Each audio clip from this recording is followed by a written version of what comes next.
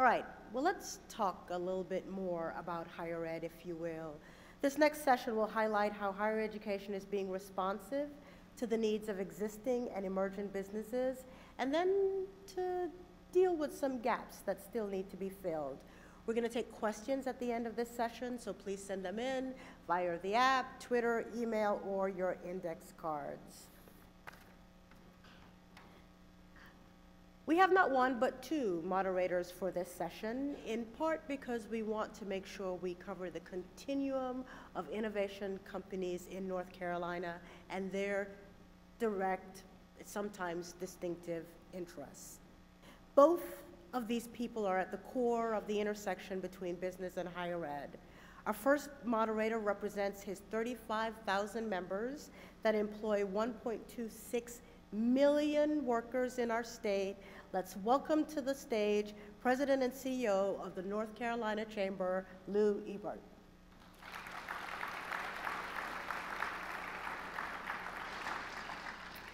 Our second co-moderator represents our state's startups and high-tech companies, offering education, mentoring, and capital formation resources to entrepreneurs. Let's welcome the President of the Council for Entrepreneurial Development, Joan Siefert Rose. And now for our panelists. Our first panelist brings a wealth of experience as an administrator, scientist, scholar, professor, researcher, whose background includes serving in leadership roles at some of the nation's top research universities and at the U.S. Department of Defense. Prior to going to Florida Polytechnic University, he was the Associate Vice Chancellor of Research and a Professor of Computer Science at North Carolina State University. Here today, representing Florida Polytechnic University as the founding president, please join me in welcoming Mr. Randy Avent.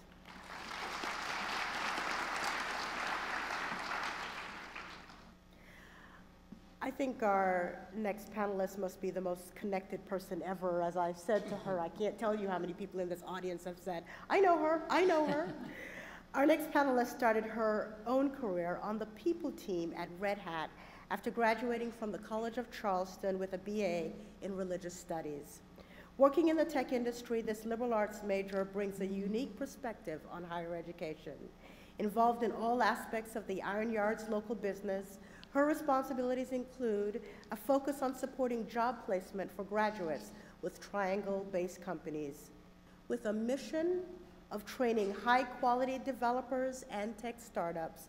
Let's welcome to the stage the campus director of the Iron Yard, Jessica Mitsch.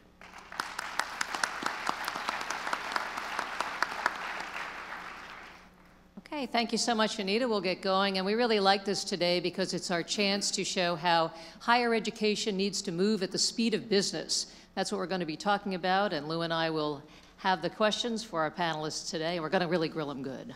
That's the main thing. So I think it's important to point out, it was interesting to see in the last survey how many people thought practical experience and hands-on training were so key to amplifying the classroom instruction that you get in higher education to lead to a good career. And I think our two panelists today will really dig into that for us. The close partnership we have between the university community and the entrepreneurial one is a real strength of this region. I want to point out that CED has done a number of studies on the funnel that goes into our universities that turns out high-tech companies down the line. And I'm pleased to tell you that North Carolina is truly unrivaled in the amount of money that comes in the funnel to our research universities. We truly hold our own with any place in the country in terms of the money that is coming in to drive innovation. So the real question now is, how do we turn those into companies that can grow and thrive in this economy? And how do those institutions respond to the increasing pressure to operate at the speed of business? And Lou, I think that's the real question that's going to determine our success. Well, it is, and thanks, Joan. It's great to be with you this morning and looking forward to our panel. I think as we heard yesterday, the good news is North Carolina is making some improvements in education attainment, employment in technology and science and engineering. But the study we saw yesterday shows that the change has been incremental, and the opportunity to get a lot better is significant. We're about middle of the pack, and again, I think based on the discussion yesterday and today, recognize the opportunity on the upside for North Carolina. This forum, the Department of Commerce 2013 Tracking Innovation Report, and many other sources cite the need for a deeper and more responsive relationship between companies, small companies as well as big companies, around higher education in order to keep up with the fast pace of change in dynamic markets. I think, as the point Joan made earlier, the speed of business is really the new speed of commerce in not only North Carolina but in the world. There's a lot of pressure on higher education, and this is not just a North Carolina issue. It's a national challenge.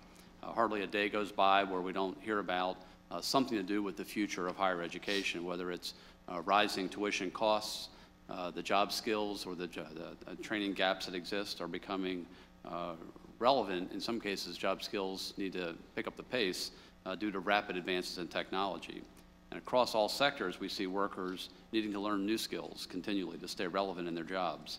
Some predict over the next 30 years that lifelong learners will be essential, and people will be coming out of the higher education system to develop new skills for new jobs.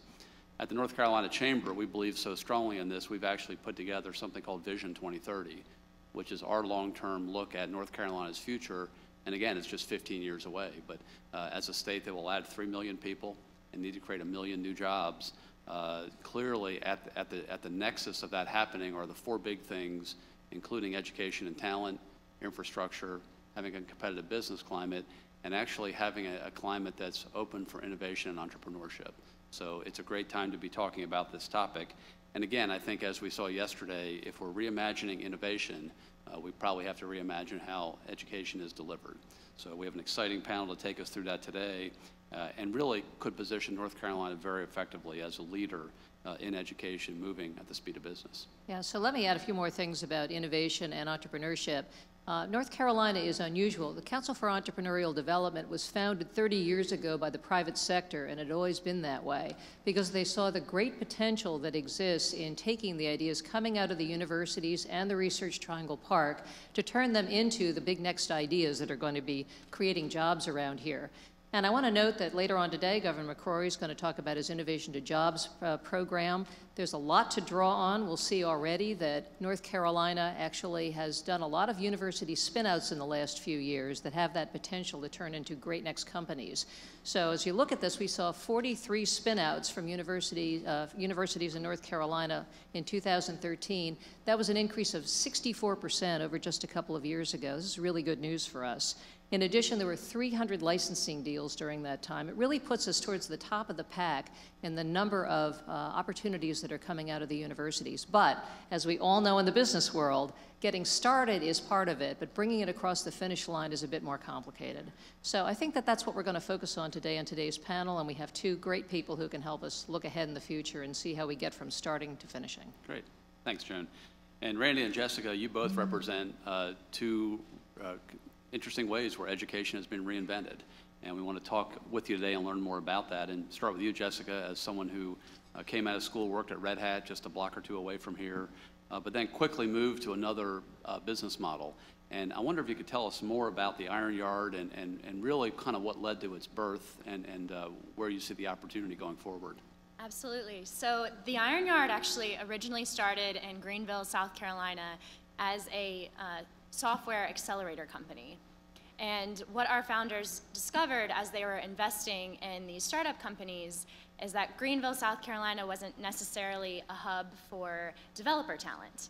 So instead of going and searching for that talent elsewhere, they decided to start an adult code academy in Greenville where they would actually train those software developers to enter into those companies that they've invested in. And over time, that is actually, our founders realized that that was a big need throughout the Southeast market as well. So we are now in 10 operating campuses, mostly across the Southeast, and we are currently enrolling in 14 campuses. 4 of those campuses will open in early May of this year. So we've been evolving and building a tech talent here locally in the Southeast. Great. Well, tell us a little bit about the makeup of the student body, and I mean, clearly you're serving a need that's existed and it's kind of an unmet need, and what do you think makes your business model work?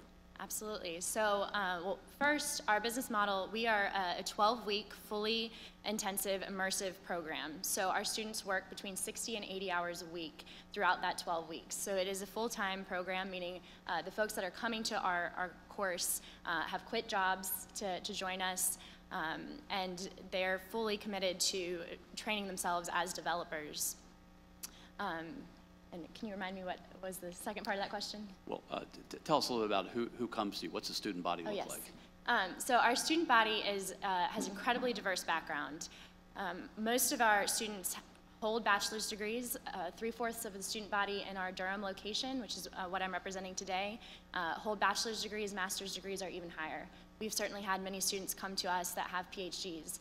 So they're coming to retool or pivot their career completely. The average age of our students is in the 30 range. We usually have a couple students that are in that 18 to 21 age group, and we also have students that are in their mid-50s as well. Interesting. Just kind of reminder, as our economy keeps evolving, I mean, the kind of skills we need, have to evolve as well. I guess, Randy, from your standpoint, sometimes the best way to transform the delivery of education is to start from scratch. And you spent time here in North Carolina and at MIT, and now have the opportunity to start really from scratch at Florida Poly. Tell us about that. Well, like many states, Florida is looking at how they can stimulate economic growth over the long term, and there were a lot of discussions about how best to do that. Florida largely has 3 legs of their economy. The first is tourism, the second one is retirement, and the third is agriculture. And those are all predominantly low-skill, low-wage jobs. And so Florida is looking at how they can grow the high-tech sector to bring in high-skill, high-paying jobs. And so they discussed that, and they're trying to grow that high-tech sector. There were a lot of discussions about whether to do that by just investing more in the existing schools. And as many of you know, organizations are all about resources, processes, and values, and putting new resources with old processes and old values don't really necessarily transform. So there was a very influential senator that realized that and was able to get Florida Poly passed as a brand new public school university with a focus on STEM education and applied research. Sure. Talk about your experience here and at MIT and maybe how that helped to make your effort in Florida a success. Well, I had a strong background in both of those. I have STEM degrees and went up to MIT to Lincoln Laboratory, which is largely an applied research center at MIT, and so I had a lot of background in that. And then, of course, being here at NC State was a great precursor to go into that as well, and being involved in innovation in the research complex. Great, thanks. So, Randy, let me ask you this too. So you mentioned that your school's gone all in on STEM education, yes, and also on encouraging entrepreneurship. So I'm curious a little bit, there's a big debate going on. Can you teach someone to be entrepreneurial, or are they born with it? And how much does the educational experience draw that out of someone? I think it's a philosophy, and I can't honestly say whether I believe you can teach it or not teach it. But certainly you can have, because I think it's really philosophical. Most of the time we think more about entrepreneurial being starting business, but it really is a mindset. And you can be entrepreneurial lots of different ways. One of the things that we're really trying to do at the university is we have a very unique curriculum. And so what we do is we have a matrix curriculum where we offer degrees in traditional disciplines like electrical engineering, computer engineering, and that's where we teach the fundamentals and we teach the theory in that. And the reason that that's so important is because we don't want to just become a 4-year community college. It's really important that we teach these kids the fundamentals and the theory because industry doesn't offer lifetime employment anymore. We have to make sure the kids are lifetime employable, that they have the skills that they can jump from one industry to the next. The problem is that and I think the term has been syllabusizing our students these days. They're great at taking standardized tests. They're great at working on turn to page 433 and do the odd problems. What they're losing is the ability to have those critical problem thinking skills, to be able to solve problems, to be able to work together in teams, and to be able to integrate everything that they've learned to solve those problems. And so what we're doing is, in addition to the main core disciplines like traditional engineering schools, we're doing concentrations. So you may come in and major in electrical engineering with a concentration in healthcare informatics. And every year you do projects in healthcare informatics. So you do hard problems in that you're not going to find in a textbook. And Rick Miller from Olin College, which really was one of the leaders in this, made the comment that if music education was like engineering education, then piano majors in their first year would learn the theory of sound and how you describe harmonics through amplitudes, phases, and frequencies. The second year, they would learn how to attach notes to those harmonics. In the third year, they would learn how to string those notes together to make a rhythm or a melody. And in the fourth year, they would sit down for the first time and play a piano. And really, that's what engineering education is about these days. You really don't solve those problems until you get to your senior year. And so we're trying to bring that up much earlier, have the kids continuously doing this. And a lot of the problems come from industry. We work with industry partners. We get them to bring their problems to us for the kids to work on. But a lot of those problems are for kids that want to do things themselves. Matter of fact, I had a kid just came and proposed a project to me to build a 3D printer to print a building. And so we're going to fund that and have him go off. And I think we're going to start with a doghouse instead of a building. But yeah, we're trying to, when kids come with really interesting ideas, we're trying to support that and encourage that. So the other piece, too, on this is you're starting out fresh here. A lot of people have said over the years that getting technology out of universities is also a real challenge because the values and the culture of universities doesn't necessarily want to move quickly enough to be able to turn technology into companies. So now that you've got a clean slate, how are you approaching technology commercialization? And that's a great, and ultimately it was a hard decision for me to leave North Carolina and go to Florida Poly, but really at the end of the day, that was why I left, is because you get to start from scratch. And I'm sure many of you heard Peter Drucker's term that culture eats strategy for breakfast every day. And so it's very difficult for universities. Universities, by the way, have always had a impact on economic development. The fact that universities do very fundamental basic research really is what drives the economic engine in the long term. Universities now are being asked to do much more immediate impact on economic development, and that's really a new thing for universities. The faculty aren't necessarily incentivized to do that. And it's going to take a while to get universities to do that. But you're going to solve it, right? But we're doing it from day one, and we can do that because we have no existing culture that we have to overcome. And so what we're allowing our faculty to do is to be successful in lots of different ways. You know, one way is to go do fundamental research that's funded by the federal government. Another way to do it is to go off and work with industry, form partnerships, help them solve their problems, and do applied research. Jessica, you're right down the hall from me. We're both in the American Underground in Durham. Nice to see you. So the Iron Yard, believe me, I see this. The kids are in there. They're waiting to go into the classroom in the morning. They're lined up before the teachers show up. I mean, they are so excited to be there and learning all of this. And for many of them, it's the opportunity they've been waiting for years.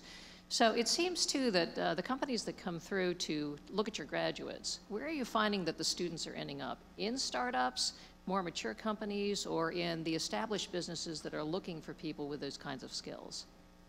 Across the board, we're seeing a real mix. I would say on our Durham campus, we're actually seeing most of our students gravitate towards the startup scene.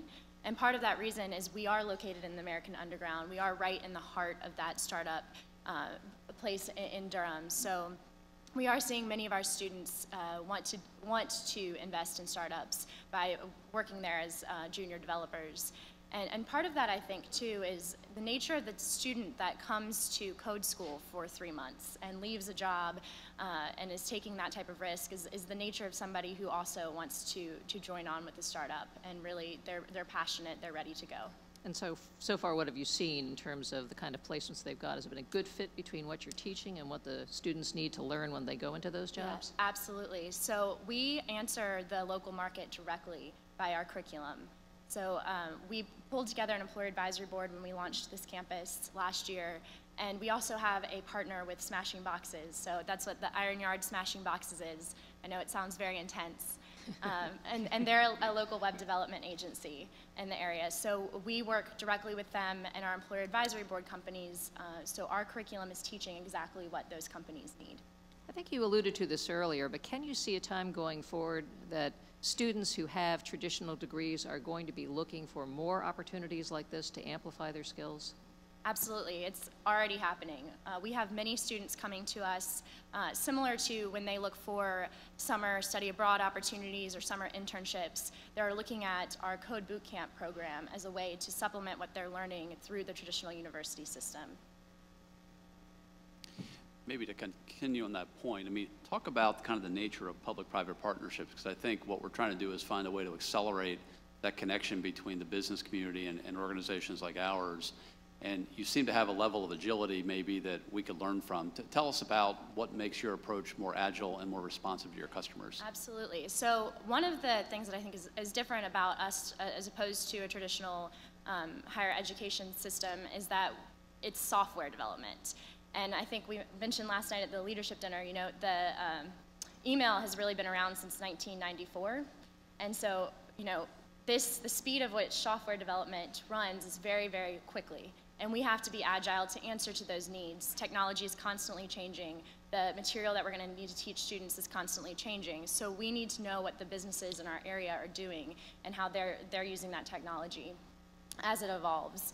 So our curriculum, we develop it really, you know, we can develop a curriculum within a couple months before the program starts. And we actually, our employer advisory board in Durham requested that we taught Python engineering, which is not something that we offer on any of the other campuses throughout the Southeast at the Iron Yard. And so we developed that curriculum starting last fall and opened our first Python curriculum course just 5 weeks ago. And part of that is Python is a language that's used not only in web development, but also in research, data analytics, big data, machine learning.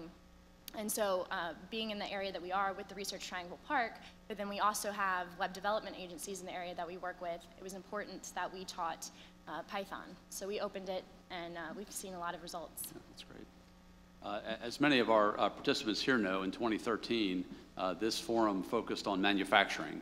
And North Carolina is still, notwithstanding some of the challenges that our prior speaker talked about, is still the 5th largest manufacturing state in the nation.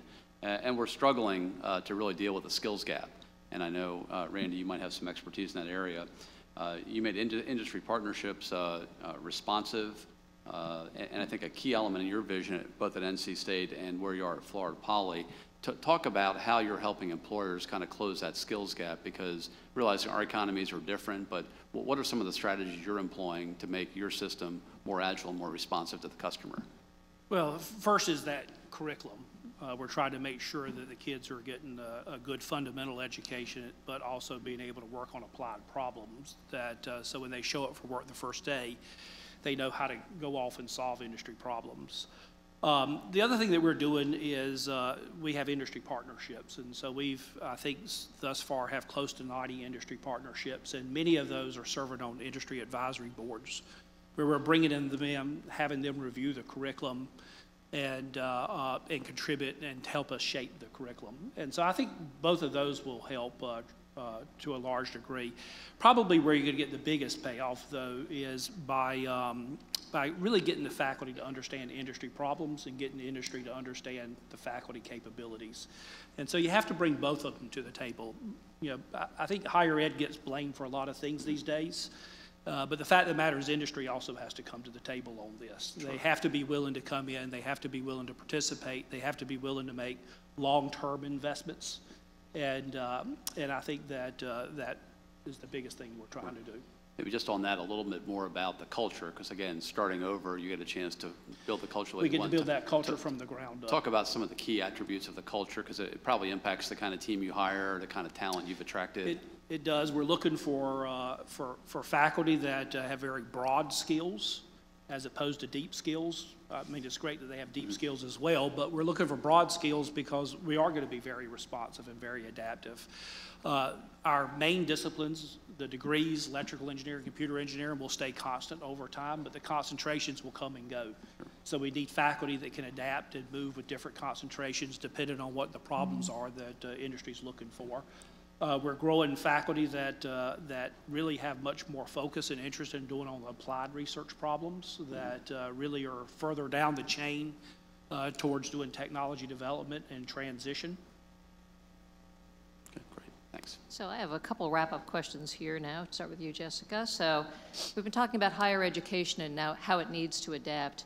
Based on what you see, how do you think the institutions in this community are going to need to change over time to educate the students that are going to be coming into this world 5, 10, 15 years from now? Absolutely. So I have, I think, an interesting perspective on that, in that I do have a liberal arts background, and I still very much value that education that I received. But we also see on the other side is our world is changing very rapidly with technology, and that is what we have to catch up to in those traditional institutions as well. Software is changing all the time, and we've got to be meeting those demands. So I think probably a fusion and an a la carte option, if you will, between services like ours that are providing that intensive learning environment for a couple months, and then also mirroring that with the traditional education system that is going to teach other things that are equally as valuable. Terrific. Randy, last word on that goes to you. I think it was very interesting, your comment about liberal arts education. Remember that Apple, Microsoft, and Facebook were all started by dropouts from liberal arts schools.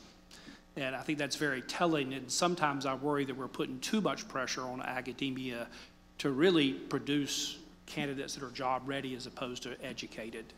I remember when I was an undergrad many, many years ago, MIT sponsored a study where they looked at the leading engineering firms, and the supposition was that they were all going to be MIT graduates because that was the best engineering school. And what they found is that none of them were.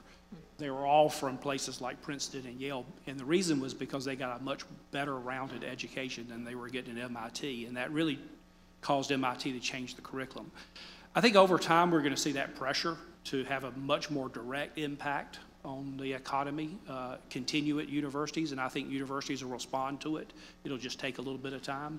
I think we'll see a consolidation of universities as well, especially within the private schools. We do have a couple of questions from the audience, and I'm going to ask our panelists to respond in rapid order. There are a couple of questions that I would encourage our moderators to raise their hands and respond to those too, if they deem appropriate. Let's start with you, Randy. So do you see yourself in competition with a program like the Iron Yard, or do you see it as complementary? I think complementary. And matter of fact, that's one of the things that we're doing with our curriculum, is that we're looking how we can be more innovative in our teaching methods and integrate things like the Iron Yard into it. Expanding on that notion, for anyone, do you think there's room in North Carolina for more trade schools for technology or other specific fields instead of or along with traditional four-year college education? I would say absolutely. The Iron Yard does not see ourselves as competitors to the traditional institution or as a replacement. What we do is very different. We provide very focused and specific training with technology and programming. So we see ourselves very much as a supplement to what is already out there. Terrific. Jessica, this is for you. Does your program accept adults with just diplomas or even adults without degrees who are trying to become skilled without having to go to college at all? Absolutely. We have an interview process for our students, and what we're looking for is not a degree or not a very specific background. We're looking for people that are motivated, that know how to work hard, and that are committed and know the industry that they want to go in. They really have to show us that they've done some on their own, so they know what they're getting into and that they're fully committed into this learning process. Again, a question for you. Has Iron Yard partnered with specific companies to train their particular workforce on needed skills? Absolutely. We have several companies on our employer advisory board that have actually sponsored some of their employees to come through our course. So they've given them a 3-month leave of absence. In some cases, they've also paid their tuition and had their employees come through and gain that extra training. Anyone of the four of you might answer this. So we hear that higher ed should work at the pace of business. It's my understanding that 5 to 10% of new business ventures succeed. And that's considered a pretty high hit rate. Well, those would be absolutely unacceptable graduation rates. Doesn't that require some different strategies and time scales when we talk about higher ed? I thought that's a very interesting question, and I'm not so sure that we want higher ed to work at the speed of business. Yeah, I'd probably talk about the speed of business in terms of job creation And I think there's a lot of discussion about the kind of companies we're trying to attract to our state, but 85% of all the new jobs we're going to create by 2030 will be from companies that already live here. Right. So I think that's the opportunity to be responsive to existing customers. So as North Carolina Incorporated, you find a way, how do we treat our best customers even better? And I think that's the opportunity for North Carolina. And it moves at speed. And again, I think the session we had this morning on tech transfer, I think the aversion to risk is probably something North Carolina can learn from other states too. So I think there's a huge upside, which I think your study pointed to yesterday as well. And I'll jump in quickly too. The interest in entrepreneurship programs at the universities is unprecedented right now. And I think that needs to be encouraged. And the students also need to be persuaded to stay here and start their companies rather than to go home or someplace else and do that, because we've made a big investment in their interest in beginning these new ventures, and we need to be able to find a way to support them and encourage them to be successful and grow those companies here. Terrific. Final question. We've heard a bit, and I'm going to combine three of them, a bit since yesterday about the importance of diversity, particularly as we talk about innovation and innovators. How does the focus on specific skills help our emerging innovators be responsive to broader contextual issues like gender and race? Well, I'll start on that. I think this starts sooner than higher education. I mean, I really do believe this starts very early on in terms of role models and encouragement. I mean, we've been seeing all kinds of studies that talk about how the decision for women and minorities to pursue science and math starts second and third grade. So clearly there are steps along the way that there needs to be a helping hand, there needs to be an encouragement to try and to understand that this is going to perhaps be different. But I don't think it's something you can solve at the college level. It really needs to start sooner than that. I think all of us need to be part of that solution. We need to have great folks like we've seen during this seminar and this forum to be able to show what success looks like. That is just key to be able to get more people to take that step. It's going to be a long time, I think, before we catch up, but this is where you get started. That's great. Yeah. Anybody else? And I also think allowing an entry point later in life that's not just when you're in your traditional undergraduate setting. And that's one of the things that we've seen with the Iron Yard as well, is we have many scholarships for diverse scholarships. And you know, one of the things that we've noticed is we've had a lot of women come to our program in their 30s and 40s, and they said, you know, I started in computer science in college and I dropped out. And we've seen lots of studies to show many different explanations for why we think that's happening, but allowing them a re-entry point later in life where we can say, there's still something out there for you to come and get trained on this and go back into that field. Terrific. Well, I want to ask you all to help me thank this wonderful panel.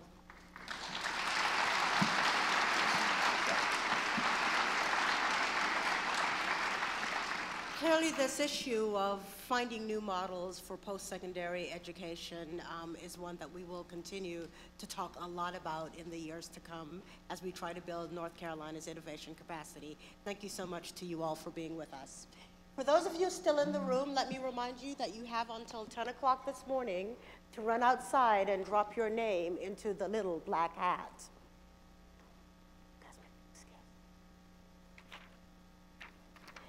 At this time, we were scheduled to have another RTP Innovation Spotlight. Unfortunately, Garrett Hinshaw, who is just amazing, is down with the flu, and we have happily excused him from being at the forum. So, you all may be excused. Thank you.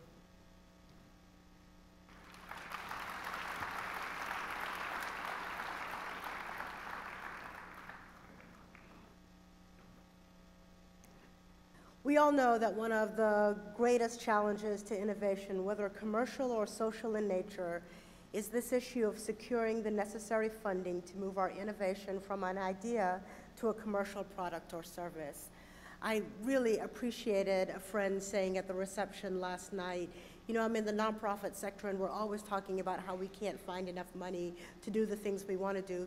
It was sort of surprising to me to hear people in the private sector say this is a challenge for them too. It is. So, while we've already heard this numerous times since the start of the forum, from speakers and featured innovators, we want to focus right now in this next panel, which is presented to us by the Federal Reserve Bank of Richmond, on how investment and financing community issues are rethinking from global to local, and how you find innovative ways to raise, deploy, and facilitate capital to meet both local community economic goals and investor goals, including delivering a return on investment. You may recall that yesterday we invited you to send us your questions on how to raise capital for your commercial or social innovation. This is the panel that is organized all around your specific issues. This morning, they will now offer up their advice to the questions submitted by you. I will not have time to ask additional questions of the audience, so no need to email them in or send them in versus the app if you didn't get your question in on time. You will have one other opportunity because this entire panel has agreed to do a supplemental session right after the close of the forum where they will take additional questions and try to help you work through your particular situation. It is now my pleasure to introduce to you the moderator of our panel.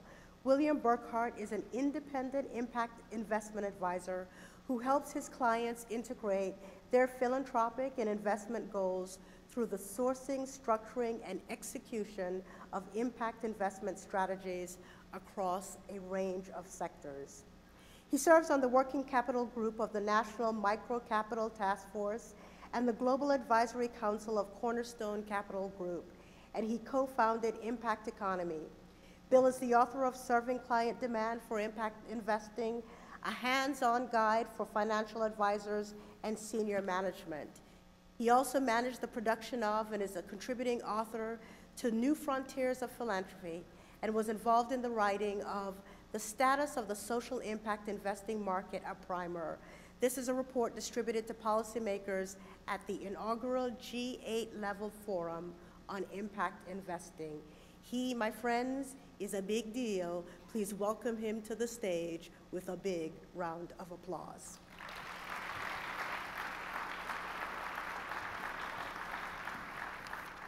Well, thank you, Anita. And I'm just now realizing I don't have a clicker. Where's my clicker for the, is it right, perhaps here? No? They actually click.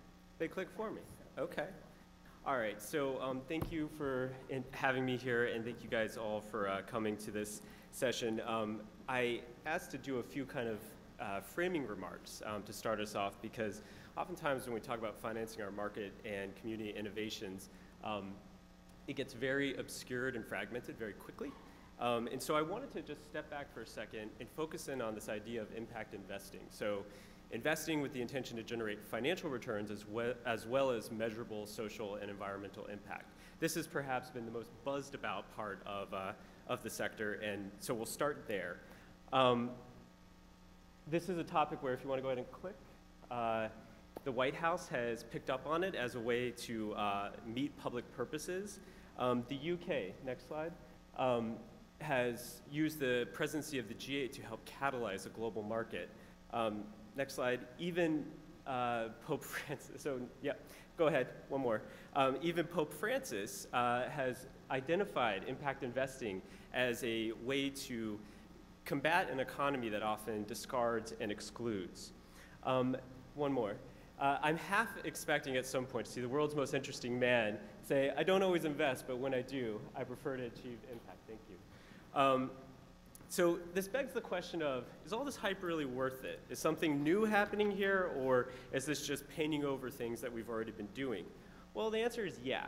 On one hand, you have global climate change reshaping our world. You have this inequality in terms of wealth in developed countries and amongst developing countries. You have a scarcity of resources, water, energy, and other resources. And you have increasingly unfavorable demographics that are just some of the problems that are weighing on investors' minds as they think about where to place their capital. More than ever, they want to think about risk mitigation, and they want to be part of the solutions to these problems.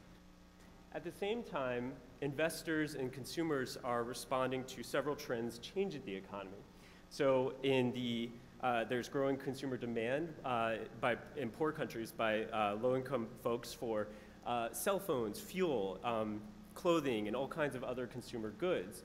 You have the rise of the virtuous consumer in wealthier nations. These are the people that will buy, fair trade coffee, sustainably sourced peanuts, and they'll pay a premium for it. There's also a modernization of the welfare state. In developed countries, particularly with belt-tightening measures in the USA, UK, and Europe, and there's a need for efficiency in terms of water and energy consumption, as well as minimizing the creation of waste by businesses.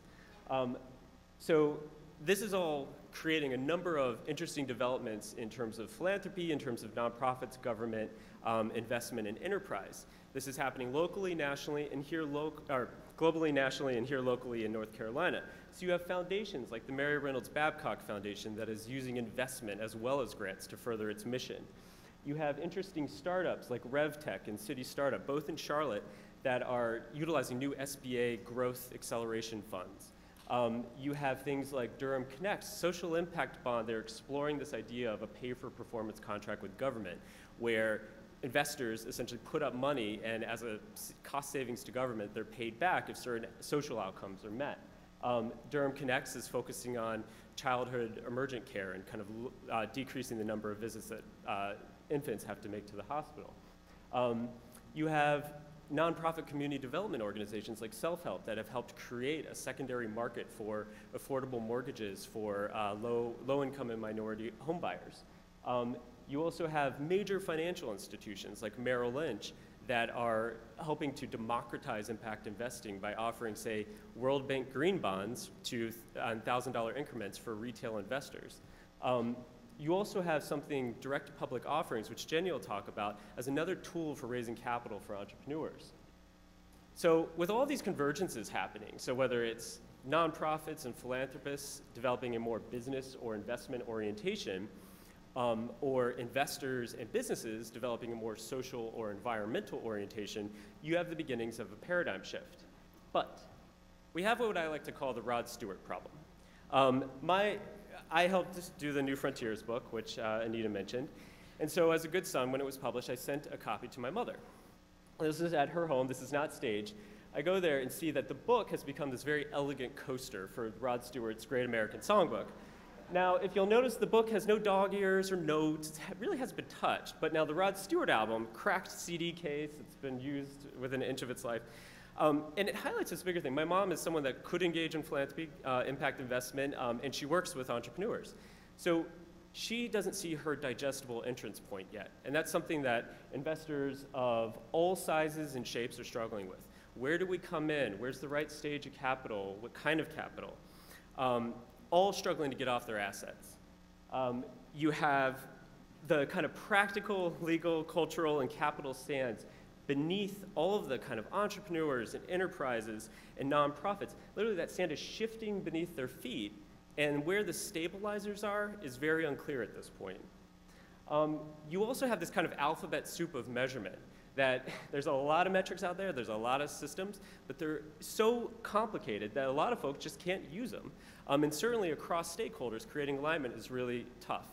So this is a cartoon from the New Yorker, it's wolves howling at the moon, that says, my question is, are we having any impact? You also have this question of what is the policy environment that's going to help enable this? So policymakers are trying to embrace this nascent market closely, but not too tight that it stifles innovation. So it's against this backdrop that we have this panel. And this is an image from The Land Before Time, one of my favorite cartoons growing up. And we have assembled our own kind of little fellowship of Petrie and Littlefoot and Sarah, the Triceratops, in our panel today. So I'm going to go ahead and introduce our panel. So we're going to have Scott Case. Dan Nissenbaum, the managing director of Goldman Sachs Group. Dan used this opportunity for a little mini college reunion down here. That's why he's here. He also just arrived this morning, so he's well caffeinated. We have Scott Case, who is the founding CTO of Priceline, and the CEO of Main Street Genome. Scott is a fan of funky shoes, and if Scott can, I don't know if you can show, he's living his dream right now. And then we also have Jenny Kassan, who is the CEO of Cutting Edge Capital. And the last time Jenny was here in North Carolina, and she was dyed her hair, and her and her best friend, were doing their own version of Thelma and Louise. So glad that turned out okay and that you could join us here. So let's hop into it. Basically what we're going to do over the next 40 minutes is talk about the real benefits to this movement towards this kind of convergence of market and community innovation, and what that means in terms of facilitating capital, directing capital. We're going to talk about some of the challenges, and then we're going to get into breakthrough opportunities for pushing this field forward. So I want to go ahead and start with Scott. When you look at a lot of the data, they talk about the wealth, transfer of wealth from boomers to millennials, and how this kind of preference towards achieving impact with investment is going to only increase. At the same time, you have the majority of CEOs responding to an Accenture survey saying that sustainability would be a core feature of their competitive edge going forward. How are all this backdrop of trends and changes, how is all of that influencing your work and what you're seeing either at Main Street Genome or at Startup America? Well, thanks for having me here. They're Spider-Man sneakers, in case you were wondering.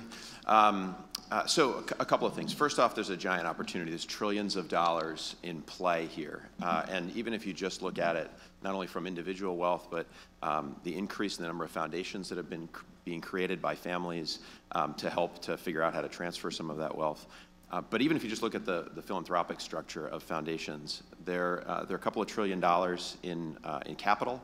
And the current structure requires them to put about 5% of that to work every year.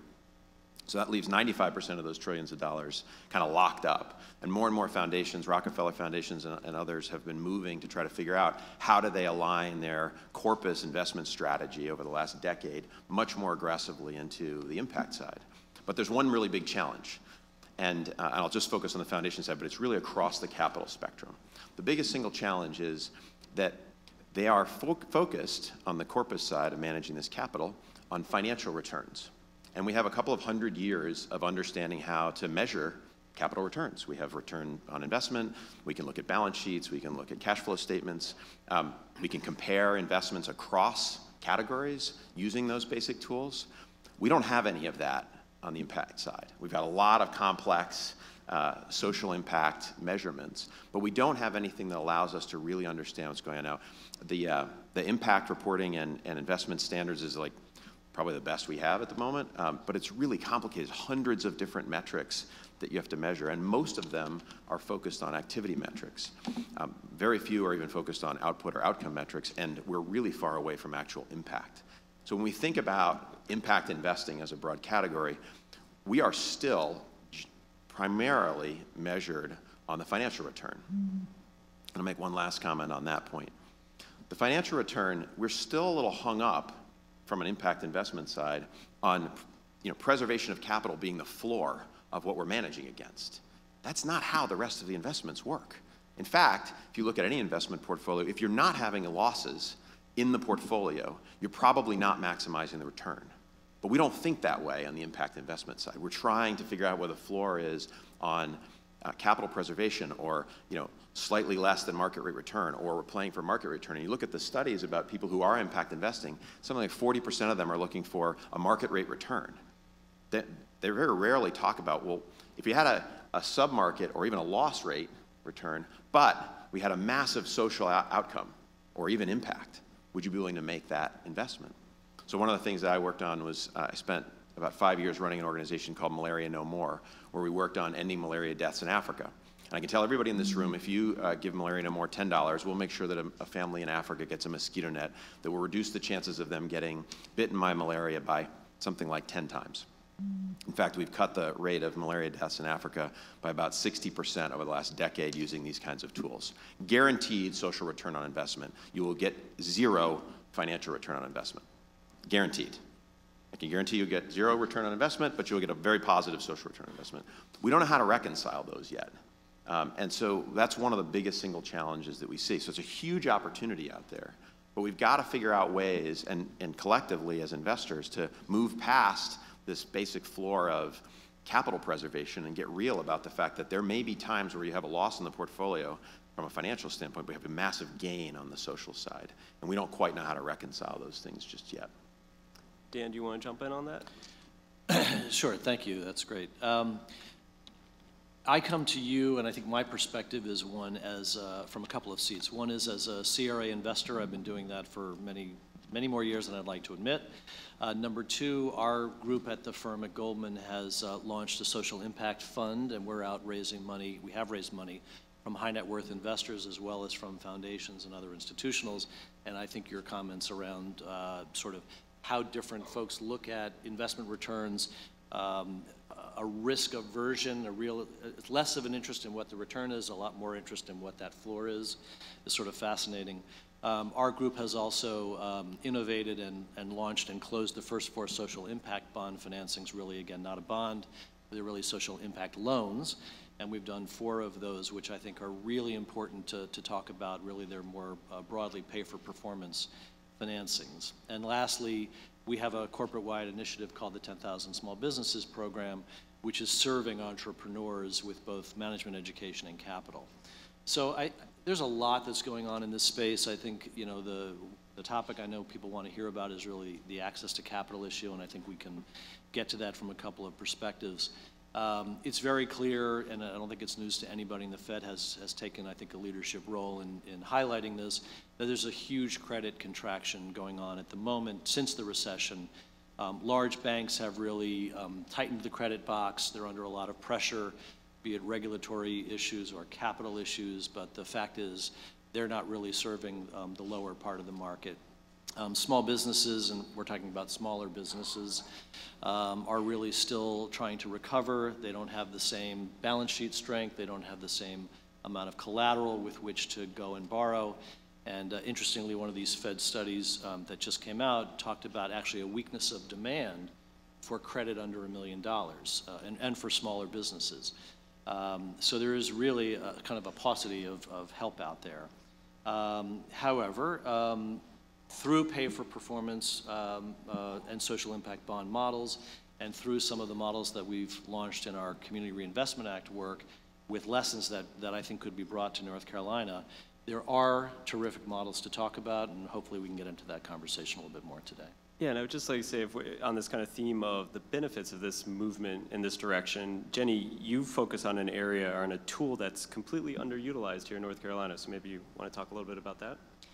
Sure. So I come at this as a lawyer.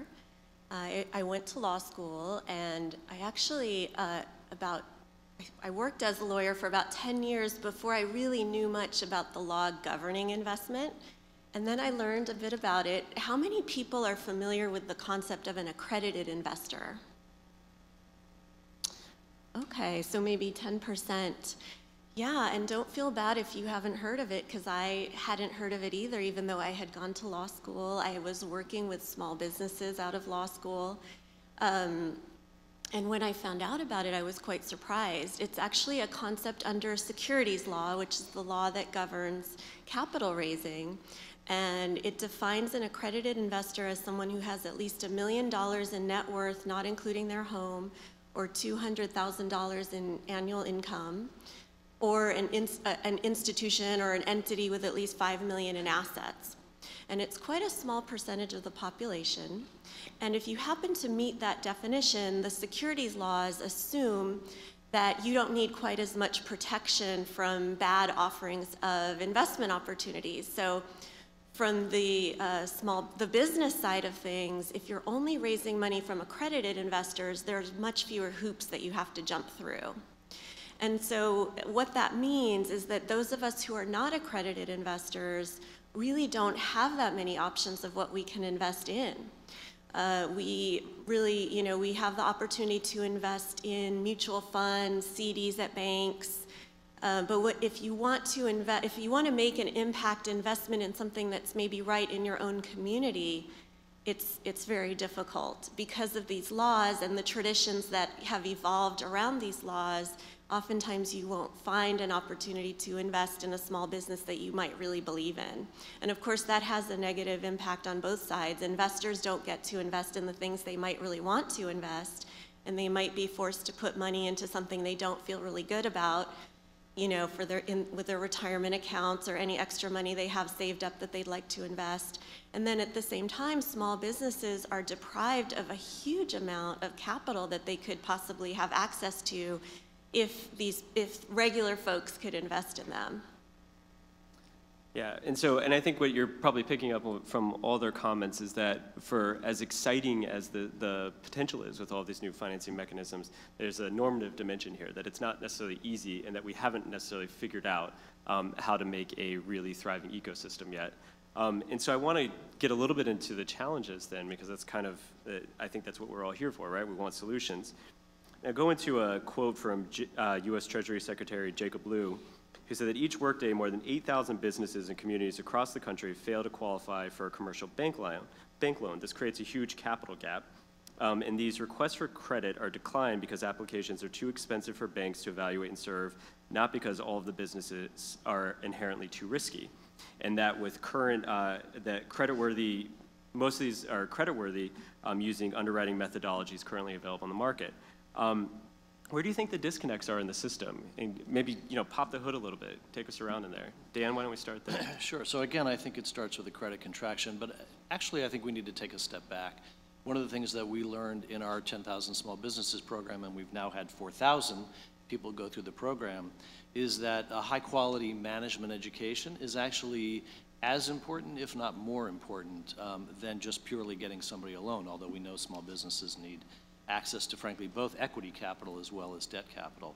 It's been fascinating, actually. Our education program, which is delivered through community colleges in association with Babson, folks go through, it's 100 hours, it's 10 weeks. They really step out of their business to work on their business, which they never think is possible when they enter the program.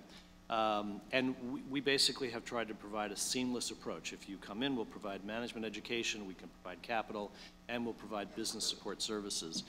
What we found, actually, is that simply by going through the management education program, where actually each company works on its own business as the case study, oftentimes people realize maybe they shouldn't take on debt. And it's been a fascinating learning. Although conversely, those companies that had been able to take on debt increased their ability to get more capital by about 5x. So these companies have increased revenue, have added jobs, have better access to capital, and frankly, another interesting thing that we saw is that it decreased the wage gap between women business owners, who are about 50% of the folks in our program, relative to male business owners. But overall, I would just say on the small business side, and we should touch on the online lenders now, which I think has been the most disruptive force, not only just for banks, but also for small businesses, some positive, some have some concerning, as well as for CDFIs, which you touched on earlier. Again, there's been a contraction. Can I just say, Sure. so we saw the news yesterday in Wall Street Journal that Lending Club has partnered with a number of folks to help essentially facilitate this peer-to-peer lending. Maybe you want to touch just a little bit on that. Just a lot of folks, when they think about this, they think of predatory lending, but should we throw the baby out with the bathwater, or is there a there that could really help folks? Yeah. Well, look, this transaction which was mentioned yesterday is, again, a number of community banks who have, I think, struggled to generate loan demand on their own, who are facing more burdensome costs, compliance issues. In fact, many are consolidating. I think they're just not good at generating pipeline, right? So what they've decided is that if they get together as almost like a co-op and adopt Lending Club as the sort of front engine, their loan demand engine with actually a decisioning, they can actually generate assets more readily with a lower risk profile. So I don't think it's throwing the baby out with the bathwater. There's a real polarized view at the moment. Some folks say, this is terrible, this really sounds and looks like all of the makings of the subprime crisis we just went through, loans that are being generated by brokers, loans that are short-term in nature, loans that can be high cost in nature, all sort of smelling like there's kind of an aggregation and a securitization strategy. And it's too early to tell about that. So what I think will be interesting in this particular example is that those loans, which are short-term, small dollar, $30,000 on average, really kind of working capital loans, If they do get adopted and taken on by the community banks, they'll be in the regulated system. And I would think that's something that the world and regulators should probably appreciate. So it's disruptive. It is getting capital to small businesses faster. There are these issues to be concerned about. Right now, I think we're very early stages, and this requires a lot of focus and the scrutiny of regulators, and we'll see where all that goes. And I would go to Scott. Yeah, I mean, you've talked a lot about how the enterprises at different levels need as much of the capital as the other intangible support. Maybe talk a little bit about that. Yeah, so I think that 10,000 Small Businesses is but one of a lot of different programs that are out there, probably one of the biggest, focused on this management issue. When you look at particularly Main Street businesses, which is what my company focuses on, so think businesses between about $500,000 to $25 million in revenue. There's about 2.3 million of those businesses, and they're in every one of our communities. It's your dentist, it's the restaurant owner, it's the plumber or the electrician that's in your market. And these businesses, when you get under the hood about how their business actually operate, the kind of things that your program do, where you mentioned a case study of their business, a lot of times the owners start to realize like what business they're actually in. You know, they got into the business and with all their enthusiasm and their heart and their energy, and they're grinding it out every day, and they've made it a working and a going concern.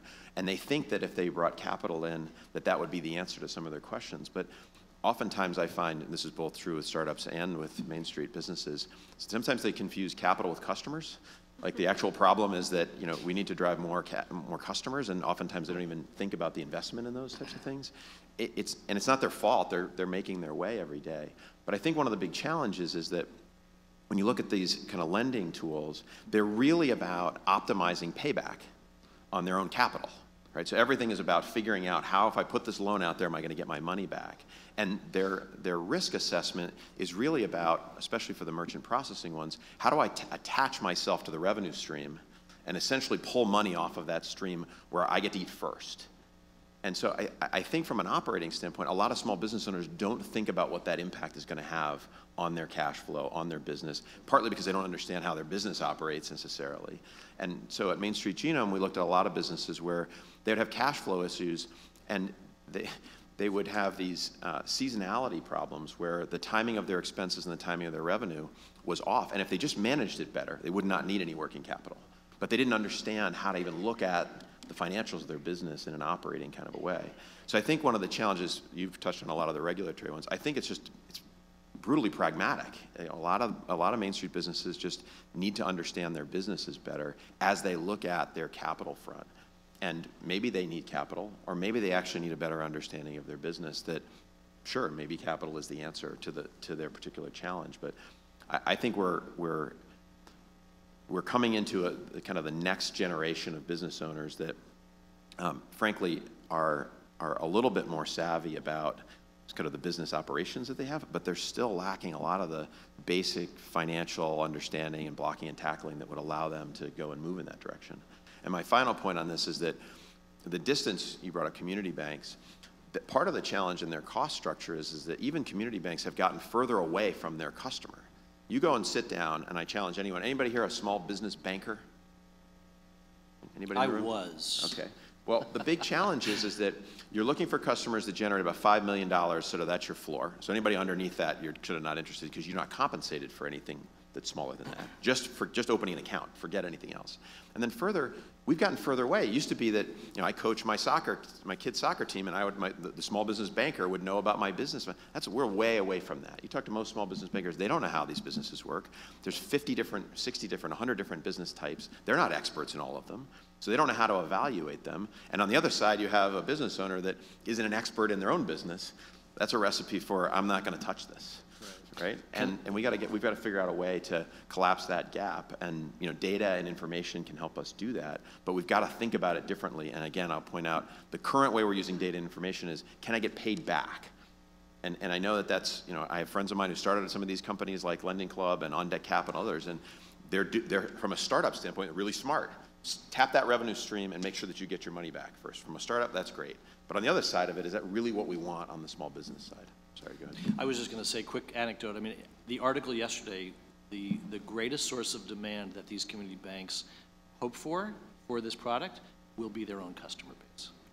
And instead of walking into their branches, they would call or whatever it would, and then they just get referred to the website. So that's actually really underscores, I think. Yeah. And Jenny, some of these kind of regulatory or pragmatic dimensions, how are they reflected in your own work? Yeah, and I realized I didn't answer your question the last go-around. You asked me about tools that are currently available. I talked about the problem, and I didn't talk about the solution that I've been working on. And I think, so just generally speaking, this issue of lenders being so concerned about getting their money back and, you know, wanting to be the first one to get the capital, you know, the cash flow out of the business, I think one solution to that is spreading the risk and spreading the rewards as well among regular folks. And so what I work on is a tool called direct public offerings. And what that is it's a legal tool where we deal with the securities laws and make sure we're in compliance with them, but it allows our clients, who are small businesses, to raise capital from everybody. And a lot of people don't understand that this is legal now. You might have heard of the Jobs Act that was passed in 2012, and there's a portion of it that will actually create a new tool for doing this, but there are legal ways to do this now. And we have clients that have been very successful doing this. Just as one example, we have a client that is a pickle company based in Western Massachusetts called Real Pickles. They're very, very committed to their region, purchasing from small farmers, supporting the local economy. Even though they have the opportunity to sell all over the country, they really don't want to because they are just so committed to their local customers and their local suppliers. And we helped them go through the regulatory process that allowed them to raise money from anyone, residents of Massachusetts and Vermont. And they sold, in their case, they did sell equity, non-voting preferred stock. And they're actually a worker co-op, so the company is controlled by the workers. Their equity investors don't have any control, it's non-voting, but they are offered the possibility of an annual dividend of 4%, and they were able to raise $500,000 that way in about 2 months. And the minimum investment, I believe, was about $2,000. So they ended up with about 75 investors. So they're really spreading the risks and keeping the rewards in their own community. So they don't have an outside investor, you know, taking that money that's coming out of their success and taking it out of the community. People are in the community are benefiting, and that wealth is being regenerated and recirculated within their community. So, did you want to? No, I just think it's remarkable, and as you're speaking, I'm thinking about sort of the continuum of debt financing, which I think we spent a lot of time talking about. Somebody who starts off with business credit cards and then maybe a micro loan, and then they sort of fall into this big gap before they could get a loan above $1 million. And I don't know as much about this space, but the equity arc is sort of interesting. Friends and family, kind of angel. And then I think for these smaller businesses who may raise, I don't know, $500,000 or $1 million, you're kind of stuck because to raise equity, you'd have to go to a VC or something like that, and those are probably much bigger checks. And I think back to your earlier point, Bill, I wanted to bring us back to impact investing. You know, we're talking about programs that connect capital with businesses. And I think in the impact investing space right now, I'm sitting in a bank, but right now I think a lot of people are eager and it's enticing to think about the amount of wealth that's being transferred, high net worth investors, excuse me, that was a Freudian slip. Venture philanthropists. I've heard that word before. And so, you know, right now I think we're in this space where there's a lot of capital that needs to be connected, and there are different ways to intermediate that. Whether they're CDFIs or direct public offering, I think we're at this moment where there's a lot of different models coming, but right now impact investing means a lot of different things to a lot of different people. And the capital, the large pools of capital we're all trying to look at, pension funds, insurance companies, et cetera, their smallest check that they can write for a bunch of different reasons is such a higher number than the biggest opportunity that's being offered right now in the community space. I just think that's a really interesting problem, and hopefully we can talk a little bit more about that. I think that's actually a good transition point to start talking about what are those breakthrough solutions that are needed. I'm going to read something from, so Steve Case, one of the co-founders of AOL, he's been at the forefront of venture philanthropy movement and impact investing, particularly here in the US. And he came out with this 5-point plan for spurring U.S. entrepreneurship and essentially unlocking capital for mainstream entrepreneurs. And he has a couple points. So one is modifying the Community Reinvestment Act and the Community Development Financial Institutions, accelerate impact investing through greater use of program-related investing, which is through foundations, build a regulatory roadmap that would clarify the regulatory landscape faced by these new businesses, empower the next generation of entrepreneurs by creating an annual national entrepreneurship competition. So does that get to it? Well, I mean, where is that right? Where is that wrong? And how should folks in North Carolina think about this in terms of incentivizing this ecosystem? Why don't we start with Scott? We ended with Dan. All right. So with full disclosure, Steve Case and I are not related to each other, although we worked together for a really long time, including on Startup America. So I'll peel off one piece of this puzzle around, specifically around high growth startup communities, of which different types of equity capital tends to be a key priority. But a big part of the work that we did at Startup America, now an organization called Up Global, which is at up.up.co, is focused on how do you help thriving startup, mostly cities around the globe. We do programs in about 600 cities around the world and about 200, I think it's about 200 cities here in the United States. And it ties back to some of the programs that we did at Startup America. There's a Startup North Carolina, there's a Startup Texas, there's a Startup Colorado. And these are groups of mostly individuals, usually entrepreneurs, that are focused on how do they make better connections for startups and high growth companies within their communities.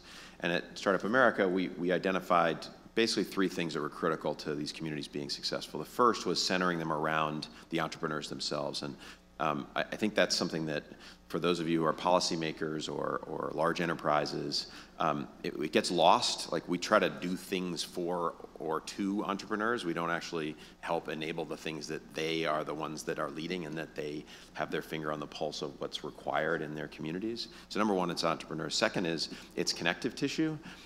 You know, a lot of the people in this room are connecting with each other, maybe for the first time, maybe you've known each other for long periods of time, but the number of connections and the density in a given market is a critical driver.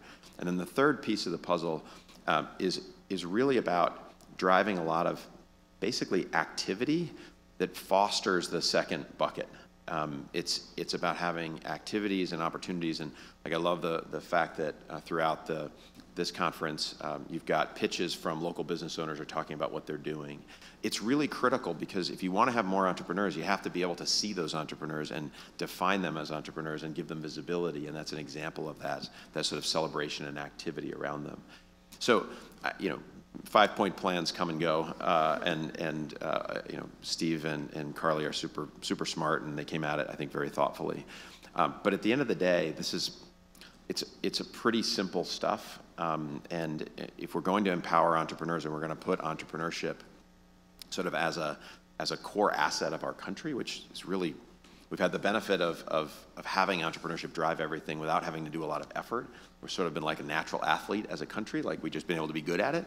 But the reality is that the rest of the world is sort of catching up to us. And if we don't invest in that, the last panel was about education for entrepreneurs, if we don't invest in helping entrepreneurs that are running their small businesses today and get smarter about how they run them as business managers, we've got to invest in that category sort of across the board. And everybody in this room that's playing a role in engaging with entrepreneurs, whether it's from a capital standpoint or education standpoint, or even just an advice and counsel or networking standpoint, they're the center point of the success of all of this. And the more we can make the road easier for them, the better. But if we're not focused on the entrepreneurs and the founders, we're not going to get there. And I'm out of curiosity, how many people in the room have founded a company or are running a company right now of any kind? Okay, so everybody, just keep your hands up for a second. Everybody around you, look at the people with their hands up. Our job is to help them, okay? They're the people. So go find them in the interims of things and figure out ways that you can be useful to them, because they're the ones that drive everything. And Jenny wants to get you equity, and I want to get you debt. So let's all meet right afterwards. There you go. You can actually do equity or debt. Oh, the race is on. Fantastic. Get the better deal from one of them. So Jenny, do you want to hop on that too? I mean, where do you think the gaps are? Where do you think the biggest points of progress could be? Yeah, I think that we have a lot of tools in place to really make a big difference. I mean, a colleague of mine named Michael Schumann estimates that if we unleashed the money that unaccredited investors have to invest to allow them to invest in Main Street businesses, it would be a $15 trillion shift. So I feel like, and that's without any policy changes. So I feel like we actually have quite a lot of options out there that are already available, and it's more an issue of raising awareness of the tools. I did go ahead and look at the North Carolina statutes and regulations, and you happen to have in North Carolina a very straightforward regulatory system for doing this here. So I highly recommend talking to a local attorney, or if you can't find a local attorney who has experience doing this, please get in touch with us at cuttingedgecapital.com.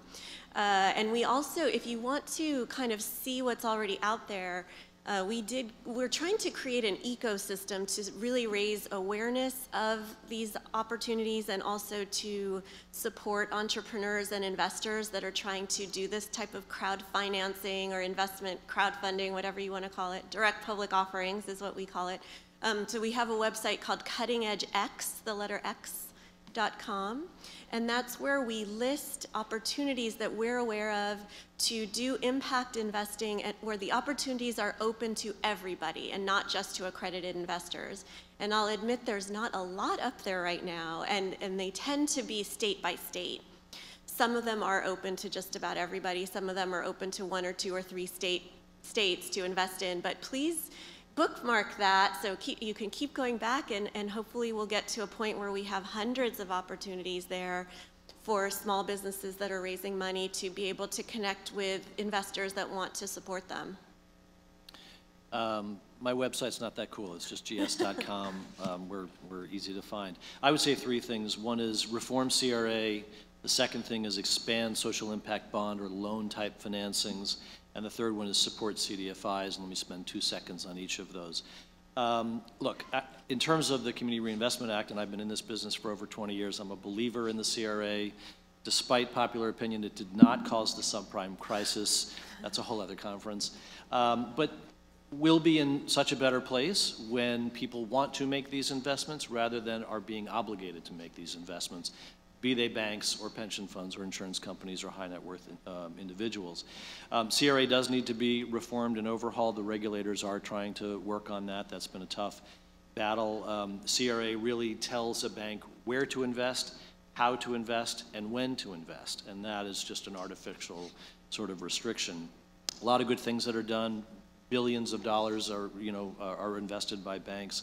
We need to expand the geographic footprint, and everybody should really care about what happens to CRA at this time of consolidation of financial institutions. So you should know about it. You should be advocating for its support. And one of the most acute issues, again, is that the law is about over 35 years old at this point, and it says a bank should invest where it does business, which is sort of reflected in its branch footprint. I'm Goldman Sachs. I don't have branches. I have these areas which are delineated for me. We'd like more flexibility. Retail banks want that same flexibility. We should be directing capital to where it's needed, not where your bank sits. Delaware, for instance, you can't imagine. There's tons of banks and there's only a few people to give money to. Pay for performance. We've been, without going into great detail, although this is something we're enormously proud of, these pay for performance structures, these social impact loans are bringing capital to really very difficult social needs, recidivism, high quality early education. These are needs that are not well met by philanthropy and are not well met by CRA, which is more targeted to facilities in many cases. And we're early days on that. There's just a few deals out there. They're small in scale. We need to really expand that market and bring a lot more to bear there. Lastly, community development financial institutions. They're our capital partner in the 10,000 Small Businesses program, but they're legit financial institutions. They're unregulated but certified by the Treasury. They are great capital stewards. They leverage a small amount of government financing, about 20 to 1 in terms of attracting private capital. They have a phenomenal track record of lending to not-for-profits, to small businesses, to homeowners, and they've got a great performance track record, and we should be doing all we can to help support them. Okay. Can I jump in really quick about CDFIs? Community Development Financial Institutions, and there are others that are sort of like CDFIs. They're not officially CDFIs, but they make very small loans to small businesses. We actually have some clients that are those kinds of lenders that are doing these direct public offerings. So they're raising money from their community. For example, we have one in Mendocino County, California. It's a small CDFI. They're raising money from their community. The minimum investment in the form of debt will be $1,000, and they'll be lending that money out to small businesses in their community. So direct public offerings can be used for businesses that, for operating capital, or for nonprofits, including CDFIs, to lend out to other businesses, or even just nonprofits that generate revenue can even do direct public offerings. We have one client that's a school. They generate revenue through tuition. They're also offering an investment opportunity, which in their case would be debt, because nonprofits can't do equity. Okay, so in our last minute and 30 seconds, because I feel Anita behind me, why don't we do just, I loved the cybersecurity panel ended with that. What is that one thing that the audience can do today, tomorrow, that is going to move them in the right direction? Why don't we start with Dan, because you just arrived this morning, I'm going to put you on the spot. I just gave you 3 things. And you said, I know, well, even if it's an echo, give us the one concrete thing. I think the one thing that I think people could generally do is really advocate around Syria. That's probably the most tactical in terms of approach. Okay. Scott? I think if you're in the community space and looking at ways from an investment standpoint of any type, it's really focusing on the entrepreneurs themselves and getting a much deeper and better understanding about what's going on with the entrepreneurs in your community, be they, high-tech startups or their local mom and pop, restaurant. We just have to get much, much closer to the entrepreneurs to really understand what the capital needs are, how they run their businesses, and what the best way to support them is. Jenny? I would say to make sure that you and everyone you know is educated about the possibilities of raising capital in North Carolina from North Carolina residents, and get really savvy on that. I think the law you have now is perfectly great. Get to know your securities regulators and make sure they're on board. Sometimes we've found that even when it's on the books, the securities regulators don't know about it. So start using it. Awesome. And with 6 seconds, 5 seconds, thank you guys so much. Round of applause for our panel. Thank you.